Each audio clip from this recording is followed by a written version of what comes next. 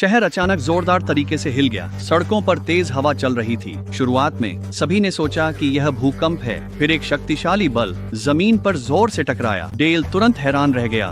उसके सामने खड़ी गाय दो हिस्सों में बंट गई थी।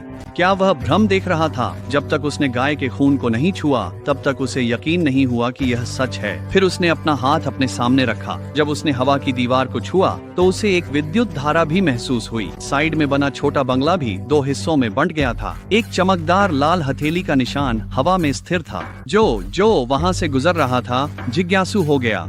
जब उसने अवरोध छुआ उसे भी करंट लगा। आसमान में उड़ते कौए भी गर्दन तुड़वा बैठे। स्पष्ट था कि हवा की दीवार उसकी सोच से कहीं ऊंची थी। फिर एक विमान ऊपर से गुजरा। वह दीवार से टकराया और तुरंत फट गया। जो अब भी वहीं खड़ा था, मानो उसके चेहरे पर कुछ गिरने का इंतजार कर रहा हो। सौभाग्य से डेल अपनी जान बचाने में सफल रहा। ऊपर आसमान में विमान से उठते काले धुएं को देखकर किसी को समझ नहीं आ रहा था कि आखिर हुआ क्या है। सभी इंटरनेट सिग्नल बंद हो गए थे। एक महिला छोटे शहर के हाईवे पर गाड़ी चला रही थी। उसी समय एक बड़ा ट्रक सड़क पर आ गया और फिर नाजुक मौके पर महिला ड्राइवर ने सच में ब्रेक लगा दिए। आखिरकार वे एक बड़ी त्रासदी से बच गए और ट्रक का अगला हिस्सा जबरदस्त टक्कर से कार में घुस गया। इसे देखकर कई लोग डर से सहम गए। लड़की वहीं पर स्तब्ध रह गई। दूसरी ओर एक फायर ट्रक ने दुर्घटना देखी और शहर में प्रवेश किया। डेल ने हालात देखे और उसे रोकने के लिए दौड़ा, लेकिन वह बहुत तेज जा रहा था। ठीक समय पर फायर फाइटर्स ने कार को रोक लिया। बिना कुछ जाने ड्राइवर डेल के चेहरे पर मुक्का मारने ही वाला था, लेकिन उसे हवा की दीवार ने रोक दिया। क्योंकि अवरोध ने दोनों की आवाजें काट दी थीं, डेल केवल टेक्स्ट के जरिए ही संवाद कर सकता था। जब टाउन पुलिस वहां पहुंची तो वे असमंजस में पड़ गए। उन्होंने इसे एयर वॉल डोम कहा। शहर में बहुत सारे लोग हताहत हुए थे। जिनकी किस्मत खराब थी वे तो डोम के कारण बीच से ही कट गए। जल्द ही बड़ी संख्या में बाहर के पत्रकार और सैनिक वहां पहुंच गए। सेना ने तुरंत उस जगह को सील कर दिया। कई वैज्ञानिकों ने उपकरणों से डोम को स्कैन किया और फिर उस पर पानी छिड़ककर परीक्षण किया। कुछ ऑपरेशन के बाद संवेदनाएं न केवल पानी उस हवा की दीवार को पार नहीं कर सका, बल्कि संक्षारक तरल भी उसे पार नहीं कर सका। लोगों को एहसास हुआ कि शहर को हवा की दीवार से बंद कर दिया गया है। यहाँ के शेरिफ परिधि का निरीक्षण कर रहे थे। उन्हें उस पर हाथ रखने की जिज्ञासा हुई। तुरंत ही उनकी छाती में थोड़ी असहजता महसूस हुई। अगले ही पल उनका पेसमेकर फट गया और वे वहीं पर दम तोड़ बैठे। इस घटना के बाद शहर में तनाव का माहौल था। किसी ने गुंबद के नीचे सुरंग खोदने की कोशिश की, लेकिन पड़ोसियों ने उसे रोक दिया। शेरिफ के साथ जो हुआ उसके कारण उन्हें पता चला कि अगर कोई मशीन गुंबद को छूती है तो वह सीधे विस्फोटित हो जाएगी। चूंकि अब हम खुदाई नहीं कर सकते तो चलो 100 मीटर गहरे बम शेल्टर की कोशिश करते हैं। मुझे उम्मीद नहीं थी कि गुंबद अब भी जमीन के नीचे मौजूद है। लगता है कि यह चीज न केवल बेहद ऊंची है, बल्कि इसकी गहराई का भी कोई अंदाजा नहीं लगाया जा सकता। गुंबद के संपर्क में आते ही टॉर्च तुरंत फट गई। अब तक किसी की मानसिक स्थिति बिगड़ चुकी थी। उसने गुस्से में गुंबद पर 2 गोलियां चलाईं, लेकिन गोलियां वापस उछल गईं। इससे उसके बगल में खड़े उसके साथी की मौत हो गई। इस हरकत से सभी और भी ज्यादा बेचैन महसूस करने लगे। यह एक अदृश्य लेकिन महसूस की जा सकने वाली हवा की दीवार है। पूरे शहर को इससे दुनिया से काट दिया गया था। लोग ऐसे ही 6 दिन तक जीते रहे। शहर का पानी और खाने का भंडार खत्म हो गया था। डेल ने सोचा कि वह झील से पानी ला सकता है। इसके बजाय उसने झील में कई सफेद पेट वाली मछलियां देखी। उन्होंने एक नमूना लिया और वापस चले गए। पता चला कि वह पानी आग पकड़ सकता है। पता चला कि गुंबद ने पाइप काट दिया था, जिससे रसायन झील में बह गए। इसी बीच बाहर की सेना ने निकासी शुरू कर दी। भीड़ को लगा कि बाहर की सरकार ने उन्हें छोड़ दिया है। स्थिति तुरंत ही नियंत्रण से बाहर हो गई। लोग बिना कुछ सोचे समझे सुपरमार्केट में घुस गए और जो भी खाना और पीने का पानी बचा था उसे लूट लिया। जो पहले पड़ोसी थे वे भी अब सामान के लिए दुश्मन बन गए। मजबूरी में शहर की पुलिस ने आंसू गैस का इस्तेमाल किया, लेकिन इससे भीड़ नहीं रुकी। उसके पास अपनी बंदूक निकालने के अलावा कोई चारा नहीं था। सौभाग्य से जैसे ही वह गोली चलाने वाली थी, आसमान से बारिश होने लगी। बारिश ने लोगों का गुस्सा शांत कर दिया, लेकिन गुंबद गायब नहीं हुआ।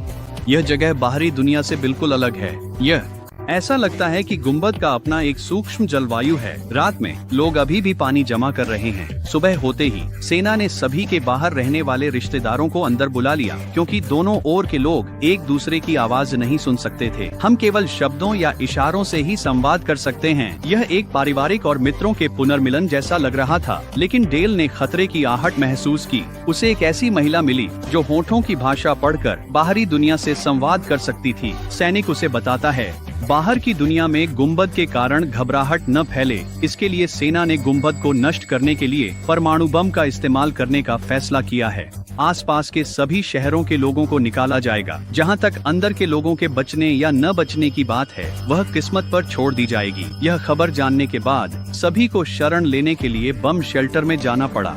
आसन्न मृत्यु के लिए अब उनमें कोई डर बाकी नहीं था। उनके पास बस अपने परिवारों के लिए दुख की भावना थी। एक परमाणु बम ऊंचाई से गिराया गया। गुंबद पर बम गिरा और जबरदस्त विस्फोट हुआ। हालांकि परिणाम सभी की उम्मीदों के परे था। गुंबद न केवल पूरी तरह से सुरक्षित रहा, बल्कि उन्होंने कोई आवाज भी नहीं सुनी। उन्हें समझ नहीं आ रहा था कि वे आभारी हों या दुखी। इतना मजबूत गुंबद, इसका मतलब था कि शायद वे कभी बाहर नहीं निकल पाएंगे। बाहर का शहर विस्फोट से पूरी तरह तबाह हो चुका था। जहाँ तक नजर जाती थी, बाहर सिर्फ मलबा ही मलबा था। इस घटना ने सभी को फिर से निराशा में डाल दिया। लेकिन हालात जल्द ही और भी खराब हो गए। जो और एंजी को नहीं पता था कि वे जंगल में क्या कर रहे थे। उन्होंने गलती से एक उभरी हुई घास की ढेरी देखी। एंजी ने हाथ बढ़ाया, लेकिन उसे सीधा करंट लग गया। उन्हें 2 बार सोचने की जरूरत नहीं पड़ी। उन्होंने घास उखाड़ दी, फिर उसे पानी से धोया। उनके सामने एक छोटा सा गुंबद दिखाई दिया। उसके अंदर एक काला अंडा भी था।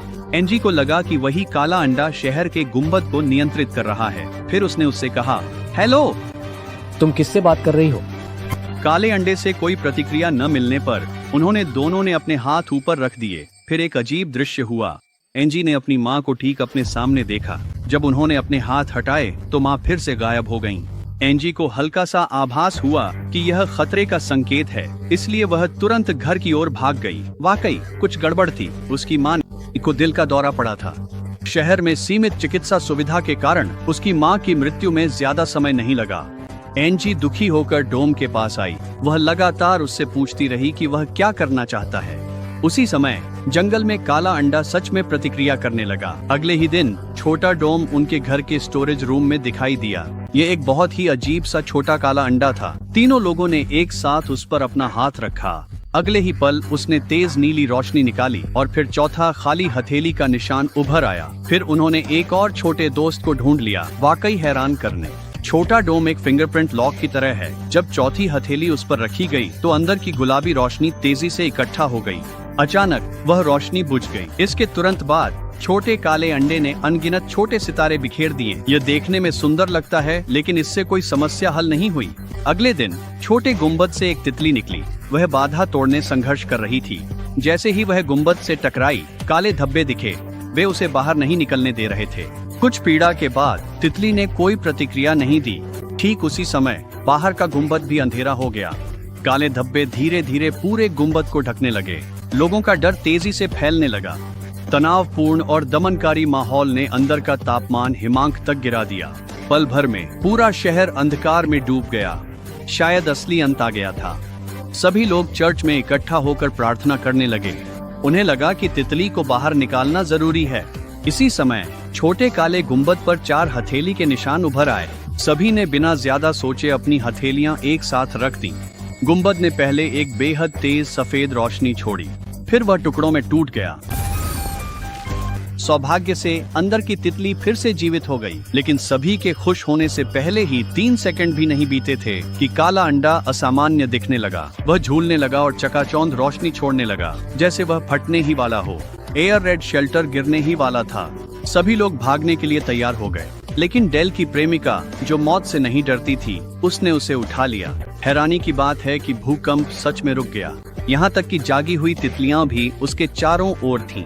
कई बार छोटे गुंबद को छूने के बावजूद उसने कोई उपयोगी जानकारी नहीं दिखाई।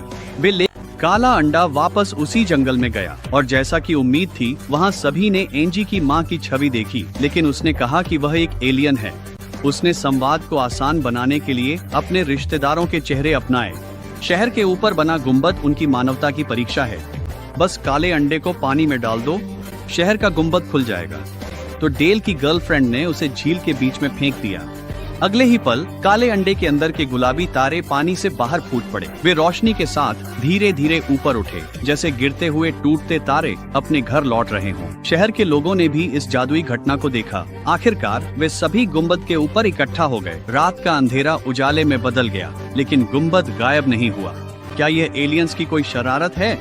एलियंस आखिर किस तरह की साजिश छुपा रहे हैं? गुंबद के पास और कौन से राज छुपे हैं? अगर आपको यह वीडियो पसंद आया हो तो सब्सक्राइब करें और कमेंट करें। फिर मिलेंगे अगली बार।